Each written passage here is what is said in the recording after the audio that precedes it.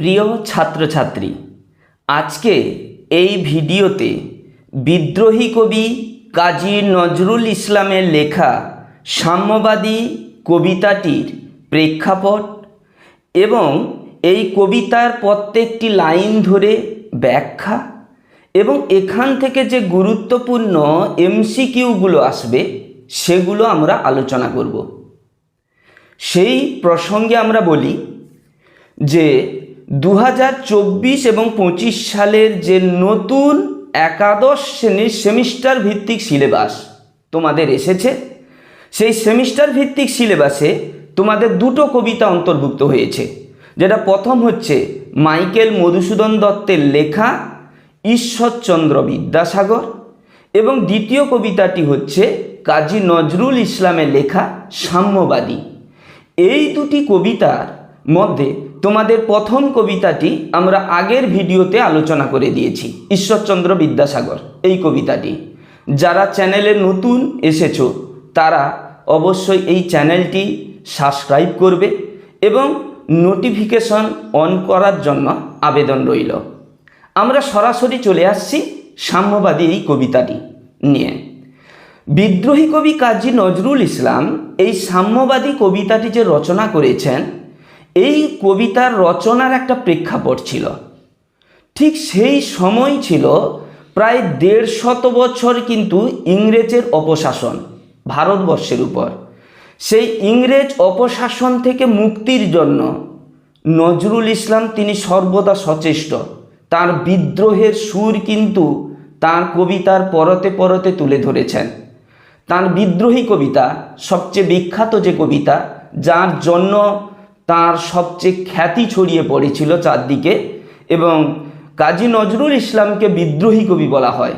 সেখানেই তিনি সেই ধ্বনি তুলেছিলেন, বিদ্রোহী রণক্লান্ত আমি সেই দিন হব শান্ত, যবে উৎপীড়িতের কন্দন রোল আকাশে বাতাসে ধ্বনিবে না, অত্যাচারীর খড়গ কৃপান বীর রণভূমে রণিবে না, আমি সেই দিন হব শান্ত। ঠিক নজরুল বাস্তব সমাজের থেকে উপলব্ধি করেছিলেন যে এই বিদ্রোহী বা এই সাম্রাজ্যবাদী শক্তিকে হটাতে হলে মানুষকে একই সঙ্গে তাদেরকে সমষ্টিগতভাবে আন্দোলন বা বিদ্রোহ গড়ে তুলতে হবে। তার জন্য প্রধান বাধা ছিল কি না, এক সামাজিক বৈষম্য। যে ধর্মের ভিত্তিতে মানুষের মধ্যে সবচেয়ে বেশি ভেদাভেদ রচিত হয়েছিল। ভারতবর্ষে যে হিন্দু মুসলিম মুখ্যত এই দুই জাতিকে কেন্দ্র করে একটা বিভেদ তৈরি হয়েছিল। সেই বিভেদ নিরসনের জন্যই যেন এই কবিতাটি তিনি উপহার দিলেন জনগণের উদ্দেশ্যে, পাঠকদের উদ্দেশ্যে, সেই সাম্যবাদী কবিতা। এই কবিতাটি প্রথম প্রকাশিত হয়েছিল 1925 খ্রিস্টাব্দে 25শে ডিসেম্বর নাঙ্গল পত্রিকায়। তাহলে অবশ্যই মনে রেখো 1925 সালে 25শে ডিসেম্বর নাঙ্গল পত্রিকায় এটি প্রকাশিত হয়েছিল। তারপর এটি সর্বহারা কাব্যগ্রন্থের অন্তর্ভুক্ত করা হয় এবং পরে নাম কাব্যগ্রন্থ, যেটা সাম্যবাদী কাব্যগ্রন্থেও অন্তর্ভুক্ত করা হয়। এছাড়া নজরুলের যে কবিতা সংকলন সঞ্চিতা, সেটা সবাই জানো, সেই সঞ্চিতা কাব্য সংকলনে সেখানেও কিন্তু এই কবিতাটি রয়েছে, সাম্যবাদী কবিতাটি। সঞ্চিতা নামটা মনে রাখবে, এটা একটা কবিতা সংকলন। যেমন রবীন্দ্রনাথের রয়েছে সঞ্চয়িতা, সেটা কবিগুরু রবীন্দ্রনাথ ঠাকুরের লেখা। আমরা সরাসরি চলে আসছি কবিতার মধ্যে। যে সাম্যবাদী কবিতা, গাহি সাম্যের গান, যেখানে আসিয়া এক হয়ে গেছে সব বাধা ব্যবধান, যেখানে মিশেছে হিন্দু বৌদ্ধ মুসলিম খ্রিস্টান, গাহি সাম্যের গান। তাহলে এখানে কবি প্রথমেই সাম্যের গান গেয়েছেন, যেখানে তিনি মনে করেছেন যে সমস্ত বাধা ব্যবধান সব কিছু দূরে ঠেলে দিয়ে সেখানে হিন্দু মুসলিম খ্রিস্টান সকলেই যেন মিলে মিশে একত্রিত হয়ে গেছে এই ভারত ভূমিতে। এই প্রসঙ্গে আমাদের মনে পড়ে রবীন্দ্রনাথের ভারত তীর্থ কবিতাটি। সেখানেও ঠিক এমনই রবীন্দ্রনাথ বলেছিলেন, হেথায় আর্য হেথায় অনার্য হেথায় দ্রাবিড় চীন, সঘুন দল পাঠান মুঘল এক দেহে হলো লীন। অর্থাৎ এই ভারত, এই পবিত্র হৃদয়ে যেন সমস্ত আর্য অনার্য সঘুন পাঠান মোগল মিলিত হয়েছিল। নজরুলও তেমনি সাম্যের এক ভাব প্রকাশ করলেন কবিতার মধ্যে, যে সকলেই মিলিত হয়েছে, হিন্দু বৌদ্ধ মুসলিম খ্রিস্টান সমস্ত জাতি। প্রশ্ন তুলেছেন, পাঠকদের মধ্যে প্রশ্ন তুলে দিয়েছেন, কে তুমি? পার্সি, জৈন, ইহুদি, সাঁওতাল, ভিল, গারো, কনফুসিয়াস, চারবাক চালা, বলে যাও, বলো আরো, বন্ধু যা খুশি হও। প্রশ্ন তুলেছেন, কে তুমি? আগেও একটা কবিতায় আমরা এমনই প্রশ্ন পেয়েছিলাম, কে তুমি জিজ্ঞাসে কোনো জন, কান্ডারি বল ডুবিছে মানুষ সন্তান মোর মার। এখানেও ঠিক তেমনিভাবে প্রশ্ন তুললেন, কে তুমি? পার্সি, পার্সি মানে পারস্য দেশের যে অধিবাসী, বিশেষ ধর্মাবলম্বী তারা, তাদেরকে বলা হচ্ছে পার্সি। জৈন, জৈন বলতে মহাবীর জৈন যে ধর্ম প্রচার করেছিলেন সেই জৈন ধর্মের কথা বলা হয়েছে। ইহুদি রয়েছে কে? ইহুদি। তারপর রয়েছে সাঁওতাল, ভিল, গারো, এরা হচ্ছে উপজাতি। ভারতবর্ষের একেবারে প্রাচীন যে উপজাতি, আদিম উপজাতি সাঁওতাল, ভিল, গারো, এই সম্প্রদায়রা। ভিল, গারো, গারো হচ্ছে পার্বত্য অঞ্চলের বিশেষ উপজাতি, আমরা লক্ষ্য করি সেই গারো। কনফুসিয়াস অর্থাৎ একটা মতবাদের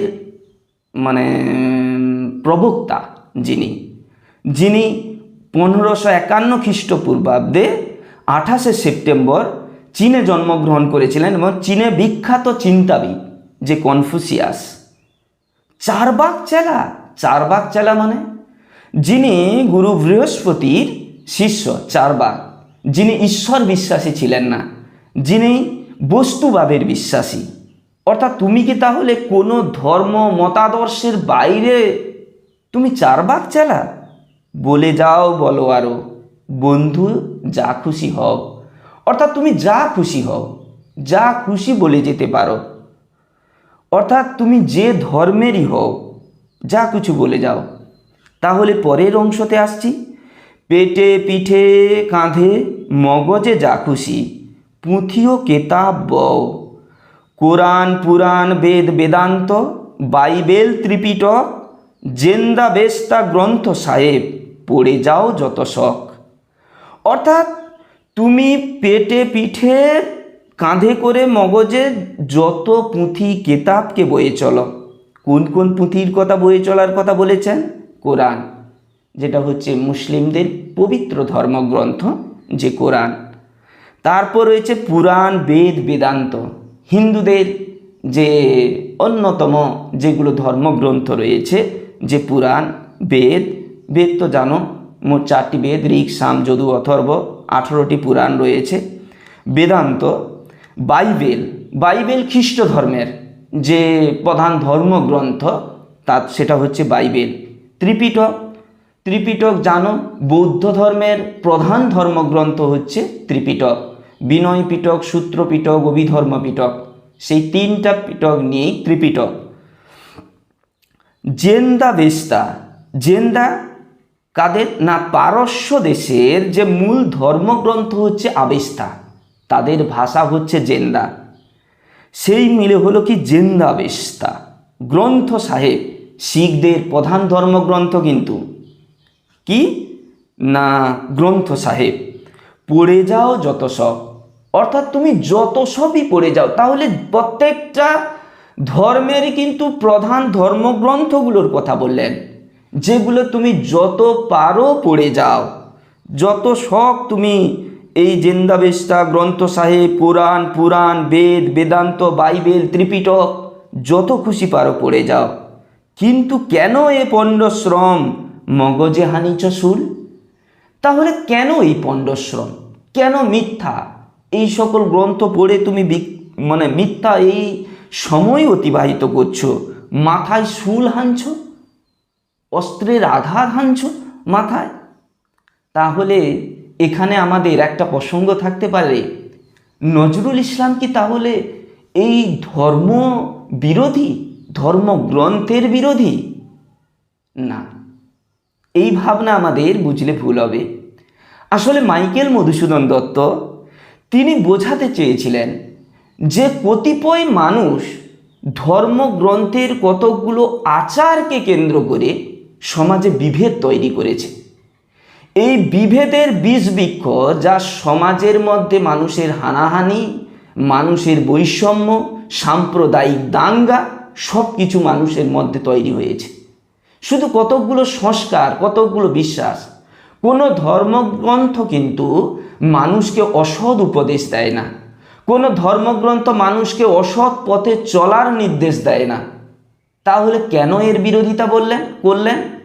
আসলে প্রত্যেকটা ধর্মগ্রন্থ সেই সময় সেই পরিস্থিতিতে নিয়ে রচনা, অর্থাৎ কতকগুলো সংস্কার, বিশ্বাস মানুষের মধ্যে অন্ধ সংস্কার ঢুকিয়ে দিয়ে তাদের মধ্যে ভেদাভেদ তৈরি হচ্ছে।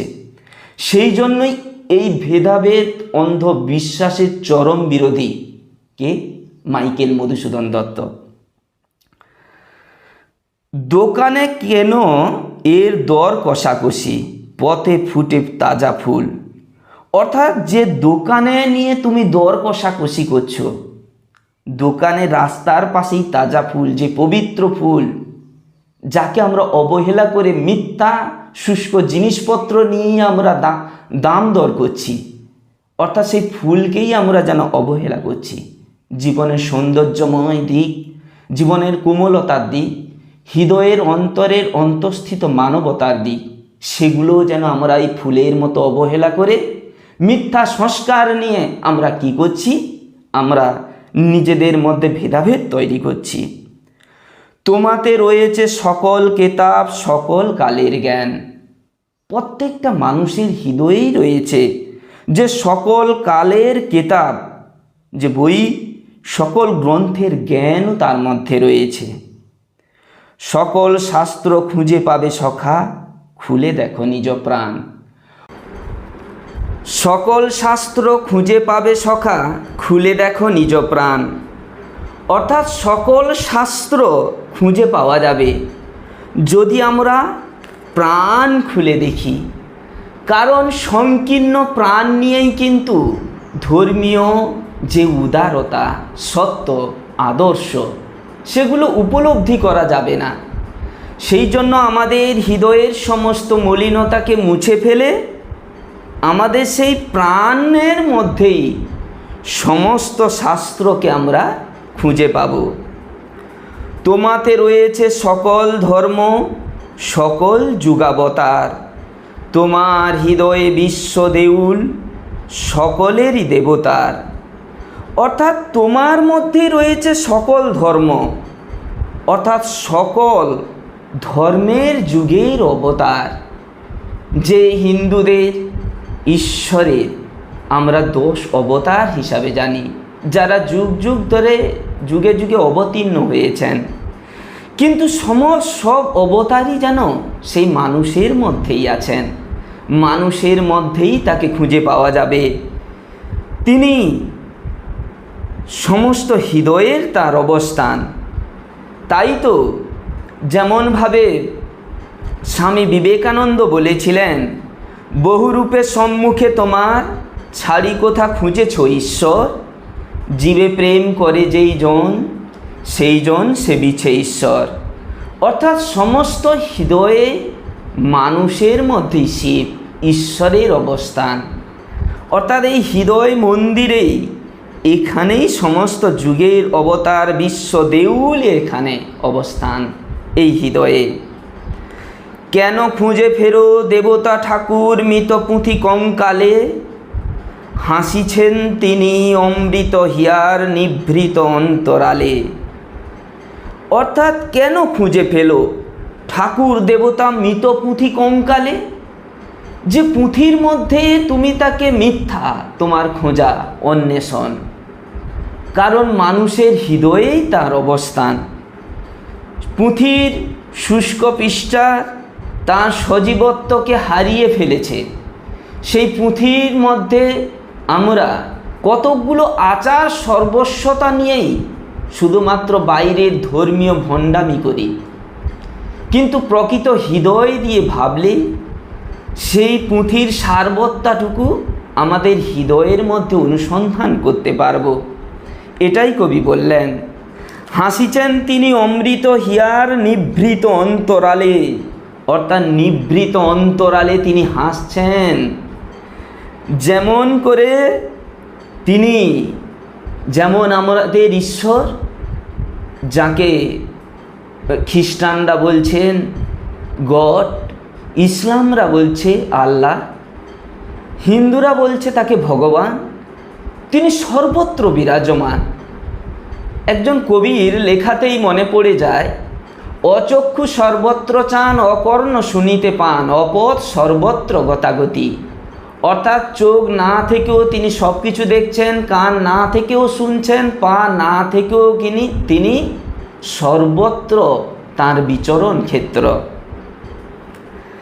তাহলে তিনি হাসছেন। আমরা যখন মিথ্যা কতকগুলো নিয়ম আচার সর্বস্বতার মধ্যেই যখন তাকে আমরা খুঁজি, তখন অন্তরালে থেকে বিধাতা যেন তিনি হাসেন। বন্ধু বলিনি ছুট ঝুট, এইখানে এসে লুটাইয়া পড়ে সকল রাজমুকুট। অর্থাৎ আমি ভুল বলিনি, ঝুট বলতে আমি মিথ্যা বলিনি, এখানে লুটিয়ে পড়েছে সমস্ত রাজমুকুট। রাজার যে দম্ভ অহংকার সব কিছুই তার চরণে লুটিয়ে পড়েছে। কোথায়? এই হৃদয় সাম্রাজ্যে এসে। এই হৃদয়ই সে নীলাচল কাশী মথুরা বৃন্দাবন, বুদ্ধ গয়া এ জেরুজালেম, এ মদিনা কাবা ভবন, মসজিদ এই মন্দির এই গির্জা এই হৃদয়, এইখানে বসে ঈশা মুসা পেল সত্যের পরিচয়। অর্থাৎ এই হৃদয়ের মধ্যে নীলাচল, নীলাচল যেখানে পুরীকে জগন্নাথ দেবের অবস্থান, সেই জগন্নাথ দেবের আরেক নাম নীলমাধব। সেই নীলমাধবের ক্ষেত্র, পুরী ক্ষেত্র হচ্ছে নীলাচল। কাশী বিশ্বনাথ মন্দির রয়েছে, হিন্দুদের এক পবিত্র ধর্মীয় স্থান। মথুরা বৃন্দাবন শ্রীকৃষ্ণের যে লীলাক্ষেত্র, লীলাভূমি, যা পবিত্র ভূমি হিসাবে গণ্য করা হয়। বুদ্ধগয়া জেরুজালেম খ্রিস্টানদের তাদের পবিত্র তীর্থক্ষেত্র। মদিনা এবং কাবা ভবন যা ইসলামদের পবিত্র ধর্মক্ষেত্র। এই সমস্ত কিছুই, এই মন্দির মসজিদ গির্জা সমস্তই এই মন্দির হৃদয়ের অবস্থান।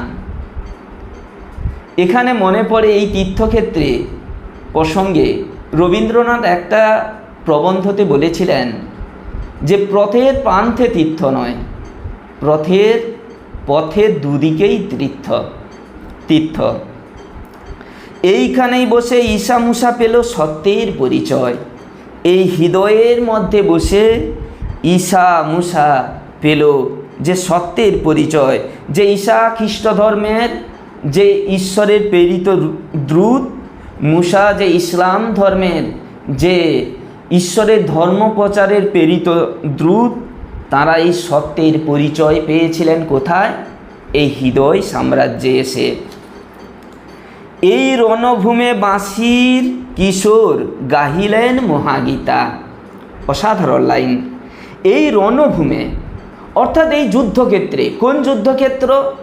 এখানে কিন্তু কুরুক্ষেত্রের সেই 18 দিনের যে যুদ্ধ হয়েছিল কৌরব এবং পাণ্ডবদের, যেই ধর্মযুদ্ধ, সেই ধর্মযুদ্ধে যিনি পাণ্ডবদের পক্ষে ছিলেন শ্রীকৃষ্ণ, অর্জুনের সারথি।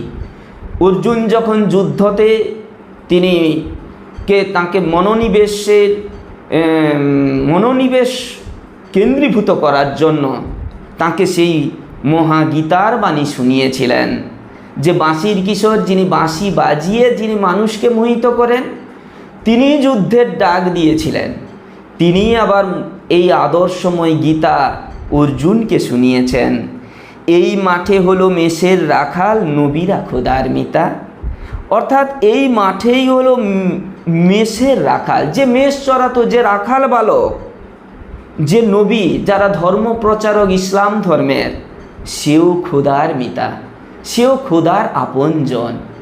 তাহলে দেখো দুটো ধর্মের কি অসাধারণ মিল।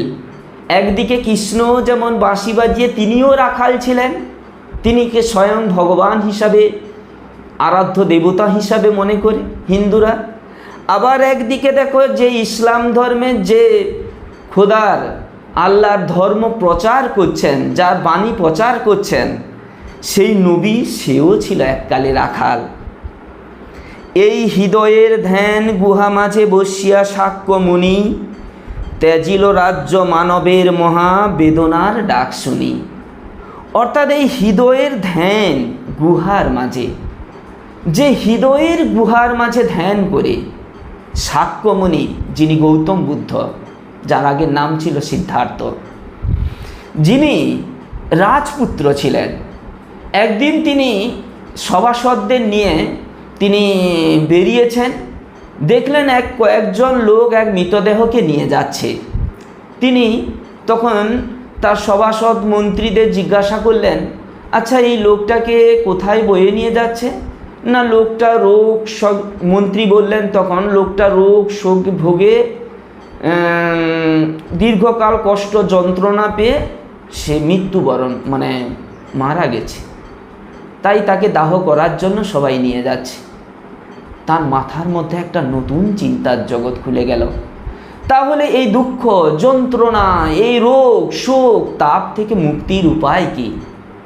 তার জন্য তো তিনি পুত্র রাহুল এবং তার সাম্রাজ্যের সমস্ত কিছু ছেড়ে তিনি সাধনা, মুক্তির সাধনায় মগ্ন হয়ে পড়েছিলেন।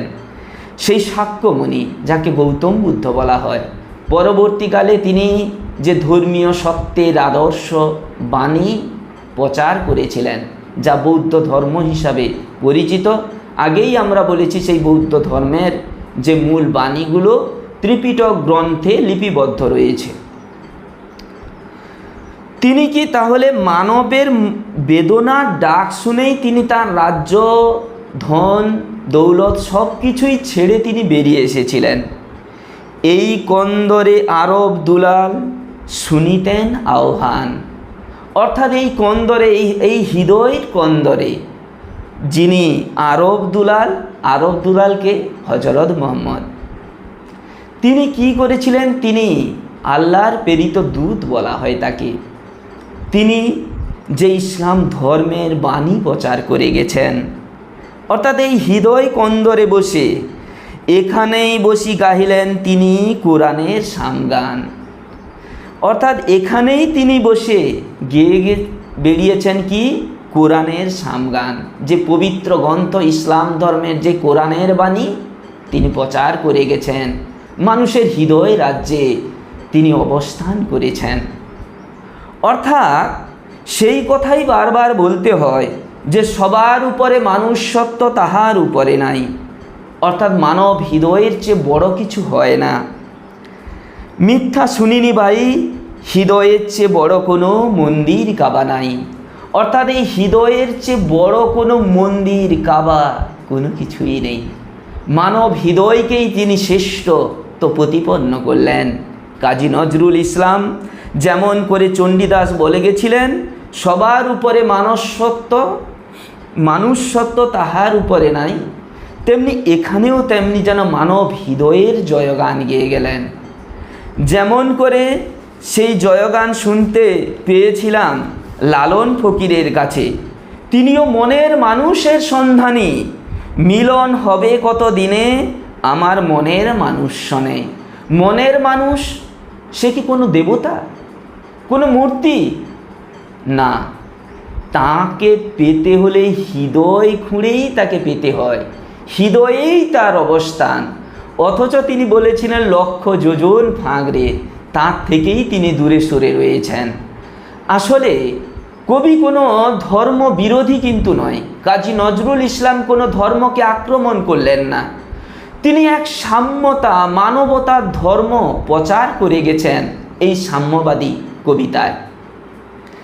এখান থেকে তোমাদের যে গুরুত্বপূর্ণ প্রশ্নগুলো আসবে, যেগুলো হচ্ছে তোমাদের এমসিকিউ প্রশ্ন, তোমাদের দুটো কবিতা রয়েছে, দুটো যে কবিতা ঈশ্বরচন্দ্র বিদ্যাসাগর, মাইকেল মধুসূদন দত্তের লেখা এবং কাজী নজরুল ইসলামের লেখা যে সাম্যবাদী কবিতাগুচ্ছ, মানে সাম্যবাদী কবিতাগুচ্ছের মধ্যে অন্যতম কবিতা সাম্যবাদী। এই দুটো কবিতা থেকে তোমাদের 7টা এমসিকিউ আসবে 7 নম্বরে। সেই এমসিকিউগুলো আমরা এই ভিডিওর মধ্যে সব কিছু আলোচনা না করে এটাকে দীর্ঘায়িত করব না, আমরা পরবর্তী কোনো ভিডিওতে অবশ্যই শুধু এমসিকিউগুলো নিয়ে আলোচনা করব। তোমরা অবশ্যই এই চ্যানেলের নতুন থাকলে অবশ্যই চ্যানেলটি সাবস্ক্রাইব করবে এবং নোটিফিকেশানগুলো পাওয়ার জন্য অবশ্যই নোটিফিকেশানটা অন করার আবেদন রাখছি। এবং তোমাদের সিলেবাসের একাদশ শ্রেণীর সিলেবাসের সমস্ত কিছু কিন্তু আলোচনা করব। শুধু একাদশ শ্রেণী কেন বলছি, দ্বাদশ শ্রেণী পরবর্তীকালে যে আবার নতুন সিলেবাস, সেগুলো নিয়ে আমরা পরপর আলোচনা করে যাব। আর এখান থেকে আমরা চলে আসছি যে সাম্যবাদী কবিতাগুচ্ছের যে মূল গুরুত্বপূর্ণ এমসিকিউর সম্বন্ধে। প্রথমেই তোমাদের বলে রাখি যে সাম্যবাদী কবিতাটি কোন কাব্যগ্রন্থে থেকে নেওয়া হয়েছে। সর্বহারা কাব্যগ্রন্থ থেকে। এটি কোন পত্রিকায় প্রকাশিত হয়েছিল? 1925 খ্রিস্টাব্দে 25শে ডিসেম্বর নাঙ্গল পত্রিকায় প্রকাশিত হয়েছিল। তারপর এখান থেকে প্রশ্ন থাকতে পারে তিনি কোন কোন ধর্মের কথা প্রসঙ্গ তুলে এনেছেন। হিন্দু, বৌদ্ধ, মুসলিম, খ্রিস্টান, এই ধর্ম বিভিন্ন মতাদর্শবাদীদের যে কনফুসিয়াস, চারবাক ধর্ম মতাদর্শের প্রসঙ্গ তিনি উল্লেখ করেছেন। তারপর এখানে যে ধর্মগ্রন্থ, প্রত্যেকটা ধর্মের যে কোন কোন গ্রন্থগুলো, যে ইসলাম ধর্মের কোরআন, হিন্দুদের পুরাণ, বেদ, বেদান্ত, গীতার প্রসঙ্গ এসেছে, শেষে আমরা পেয়েছি বাইবেল, ত্রিপিটক, যেখানে খ্রিস্ট ধর্মের হচ্ছে বাইবেল, বৌদ্ধ ধর্মের ত্রিপিটক, জেন্দাবেস্তা যেটা হচ্ছে তোমাদের পারস্য দেশের যারা অগ্নির উপাসক তাদের ধর্মগ্রন্থ হচ্ছে আবেস্তা, এই প্রসঙ্গে আমরা বলেছি। তাহলে সমস্ত এই ছোট ছোট প্রশ্নগুলো কিন্তু ভিতর থেকে অনেক আসতে পারে, কিন্তু কবিতার আগে পরে তোমরা অবশ্যই এই কবিতাটা ভালো করে পড়বে মন দিয়ে। যতক্ষণ না হাতে তোমরা সিলেবাসটা পাচ্ছ, পুরোপুরি হাতে বই পাচ্ছ, তার আগে এই ভিডিওটি বারবার শুনতে থাকো, তাহলেই অবশ্যই কবিতাটি আত্মস্থ করতে পারবে। সকলেই ভালো থাকো, এইখানেই সমাপ্তি করি।